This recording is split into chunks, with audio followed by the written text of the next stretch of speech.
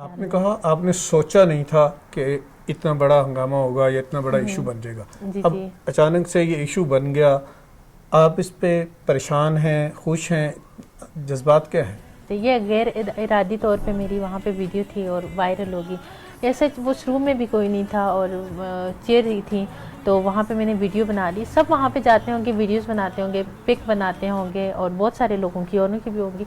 तो ऐसे मैं खुद परेशान नहीं हुई, लेकिन मुझे जब ये कह रहे हैं ना कि शाह महमूद कुरैशी साहब जो कि मेरे वालिद की जाते हैं, मेरे लिए काबिल रिस्पेक्ट है और मैं इनकी बहुत बड़ी फ़ैन हूँ, मुझे बहुत अच्छे लगते हैं और हर एक को ख्वाहिश होगी उनसे मिलने की।